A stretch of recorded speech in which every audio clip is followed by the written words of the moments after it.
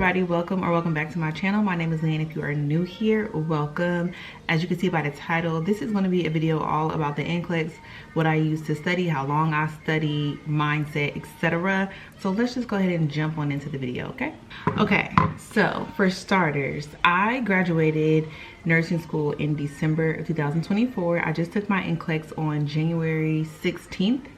And I passed in 85 questions on my very first attempt. So let's talk about what I use to study for the NCLEX. So what I use to study for the NCLEX is Archer. That's pretty much all I used. And when I used Archer, I just bought the question bank and that was it. I didn't buy any of like the little videos or the learning lessons or anything like that. I strictly just bought the question bank. And I believe that's like $69 or something like that. So what I did was I studied for about maybe 2 weeks. Initially, I had planned to take my NCLEX on January 22nd or 23rd, but I ended up moving my test date up a week early. So pretty much by the time I started studying to when I took my exam, it was about 2 weeks. So what I did was I would take readiness assessments 2 times a day. So I would take one in the morning when I woke up, and then I would take one in the afternoon. And for all of my readiness assessments, I ended up with a very high, except for one where I got a high. And then for the baseline assessment that you like have to do to start the Archer program, I got a borderline. So I think in total I did about 14 or 15 readiness assessments. I also did about 3 or 4 CAT exams, and I did pass 3 of them, and then 1 I did fail. They all shut off at 85 questions. I'm not really sure if the CAT exams go past 85 or not, but all of mine shut off at 85. But I really tried to focus more on just the readiness assessments because Archer does say that like the readiness assessments are more aligned with your preparedness for the NCLEX. So that's pretty much where I focused majority of my energy, was just taking the readiness assessments. So in addition to that, I did have the Mark K lectures, the notes and the audio. However, I did not listen to the audios at all because I just did not have the energy to like listen to a lecture. But I did read lecture 12 about 2 or 3 times. I read the notes, and that was pretty much the only Mark K lecture that I actually went over. I think I might have like skimmed a couple of other ones, but for the most part I just focused on lecture 12, which is like the priority delegation, that lecture, the very last one. And then I did watch Beautiful Nursing. It's like an hour NCLEX review on YouTube. I watched that once, probably like 2 or 3 days before I actually took my NCLEX. So like I said, I studied for about 2 weeks, and when I did my readiness assessments, I did make sure I went back and read every single rationale for all of the questions, especially the ones that I was like guessing on, that I got wrong, that I was unsure about. I made sure I paid extra attention to those. However, I did not write any of the rationales down. I did not have the energy to be doing that. I know some people do that, but I just did not have the energy for that. Instead of writing down the rationales, what I did was I would go and make just like a custom quiz or test over the questions that I got wrong. So I would just select that little box on Archer that would say like incorrect questions or something like that. And I would select that box and I would do a quiz over those questions alone instead of new questions, just so I could go through and make sure that I was retaining the information that I learned from reading the rationale. So I would just like read the question and I would say, okay, well, this is the answer because X, Y, and Z, or this is what happens in this disease process. Like whatever I was supposed to take from the rationale, I would quiz myself on that to see if I remembered it before selecting the answer. So that was how I kind of like went back to make sure I was actually retaining the information from the rationales. Next thing I did was I really had to make sure that I had my mind in the right place. I wanted to be positive, and I always wanted to speak positive words over myself. So although it did take me a minute to get motivated to actually start studying for the NCLEX, I think like once I got my ATT, which I think I got it on like January 4th or something like that, I was like, okay, I got my ATT, I scheduled my exam, and I was like, let's just get to it. And once I got to that point, I was just like, you know what, you're gonna pass. Like, it don't matter how many questions you get, you're gonna pass. And I never once really like thought of myself failing the exam. Like, obviously you do have those little small thoughts like, what if, but I always tried to make sure like I kept those thoughts at bay. And I've always tried to make sure that even while in nursing school, I kept a positive mindset. So like when I was in nursing school, I would say, I'm gonna graduate in December, blah, blah, blah. Or I would say, I'm graduating, or I graduated at this time. And that's what happened. Like, I made a little post-it that said, you graduated December 2024, congratulations, you did it.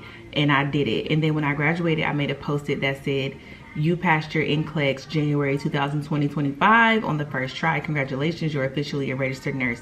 And I did it. So I always try to make sure that I'm intentional with like my thoughts and the things that I'm putting out there into the universe, and, you know, just in general, the energy that I'm putting out in terms of like the things that I want, because I know that there's power in the tongue, and there's power in the things that you say. So I try to make sure that I just remain positive. I say all that to say, I just try to make sure I remain positive. So I write words of affirmations, speak words of affirmation over myself and the things that I want. And so far, they have come true, okay? So you gotta be positive. Make sure that you check the negativity at the door and just be positive going into your studying and going into taking your exam. Also, when you are preparing for your exam, you need to make sure that you give yourself a little break. So for instance, my exam was scheduled for 3:30 on a Wednesday. So by Tuesday at 3:30, I made sure that I stopped studying completely. I wasn't doing any more readiness assessments. I wasn't looking at notes, wasn't watching any YouTube videos about NCLEX studying, nothing like that. You need to give yourself time to rest and let your brain rest. So that's exactly what I did. I gave myself a full 24 hours. So if your exam is at like 8 a.m., 9 a.m., I suggest that like maybe the day before. Yeah, so when you wake up the day before your exam, don't do nothing. Just relax. Take care of yourself. Maybe work out, you know, read a book or something like that. Go hang out with family or friends. Like, you already at this point are going to know what you know, and there's nothing that you can really do in 24 hours to prepare for your exam. You know what I'm saying? Like, you're already going to know what you know. So use that 24 hours just to rest and refresh your mind, okay? Also, what I want you to do, I want you to prepare yourself to have more than 85 questions. I know everybody is like 85, 85, 85, 85, but sometimes you're gonna get more than 85 questions, and that's okay. Like, going into my exam, I told myself that I kind of wanted to get more than 85 because, at least to me, I knew like, okay, you're still in the game, you still got a chance, like, you know, it's not over yet. But I was prepared to get 150. Like, if I had to sit there and do 150 questions, that's just what it was gonna be. As long as I came out of there a registered nurse, that's all that mattered. So don't think that just because your exam doesn't show off in 85 that's the worst thing ever. That could be the best thing ever for you, because that could mean that you're right there on the borderline, and these next couple questions are gonna push you to that point to where you pass your exam, and that's all that matters, okay? So don't get discouraged while you're taking your exam if it goes past 85, okay? Also, you're not going to know what's on your exam. Like, you can do all the studying in the world, you're not going to know what questions you get. You're not going to have any control over if you get mental health, OB, peds, maternity. I said OB, that's maternity, same thing. You know, you don't have any control over that, okay? So you just need to focus on what the question is asking you, and focus on answering the question to the best of your ability. So for standalone questions where it's just one answer that's correct, focus on weeding out the options that you know are absolutely incorrect and narrow it down as best as you can, and then pick the safest, less invasive option that you can pick, okay? For select all that apply questions, baby, when I tell you, don't pick nothing. Don't pick nothing that you ain't sure about, okay?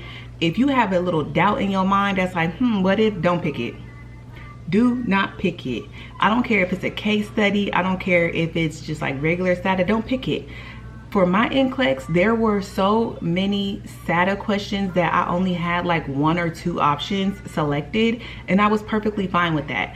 I remember I had a case study question that had like the little question that says, what are the 2 most important things to do, or whatever. What are your 2 top priorities? I had one selected because I wasn't sure what the second one was. And I'm like, I'm not going to just guess and pick a second one and then it just cancels out altogether. And now that's making, you know, my test look worse versus just picking something that I know is safe to do for my patient.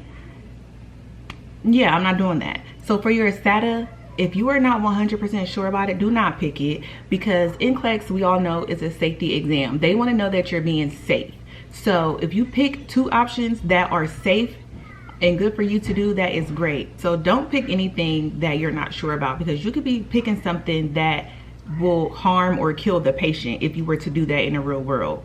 So you don't want to do that. Just pick what you're sure about and move on. I want you guys to remain positive while you're taking your exam. Do not get discouraged when you are taking your exam. Like I said before, you're not going to know everything that's on your exam. You're not going to know the questions that you're going to get. You're not going to know the difficulty of the question that you're going to get. Like, some questions are going to be easier than others. Some are going to be harder than others. You're not going to know what questions you're going to get until you sit down and take your exam. So when you get something that you're not sure about, don't get overwhelmed and don't get discouraged. Just remain positive. And like I said before, try your best to just weed out things that you know are incorrect, or something that you know is probably going to hurt your patient. Last but not least, you guys, remember, the NCLEX, I understand it's like anxiety filled and everybody has so much anxiety behind passing or failing this exam, because you spend all this time in nursing school, you're ready to get your license and become a nurse. I get it. I felt the exact same way. But also, I had to tell myself that, like, if I go take this exam and I don't pass, I'm not gonna die. Nobody's gonna die. It's not the end of the world if you don't pass. I get it. Don't nobody want to pay an extra $200. Nobody wants to have to wait the 45 days to retest. You just want to get in and get it over with. I understand. Trust me. But take some of the stress and the weight and the anxiety off of your shoulders and just go into it. It's like, this is just another exam where I just get to prove what I know as a nurse. Go into it like that. Because I promise, if you go into it with all of that on your back, like, oh, I have so much writing on this, this is so important, blah, blah, you're gonna make yourself more stressed out than you really need to be. I promise, okay? So do your best to just remain calm and positive, and just keep in mind that it's not the end of the world if you don't pass. You can take it again and you'll be okay. There are plenty of nurses who took the NCLEX 2-3 times and are great nurses. They still became a nurse. They still got to do, you know, the specialty that they wanted to do. And life goes on. Life is going to be fine. So take some of that stress off of your back. Put faith in yourself. Put faith in God. And just believe that you can do it, and you will do it. Okay? Trust me. Okay? Okay, you guys, so that is going to bring me to the end of this video. I really hope that it helps you a little bit. I hope that it eases your anxiety and your stress, and I hope it makes your studying a little bit better.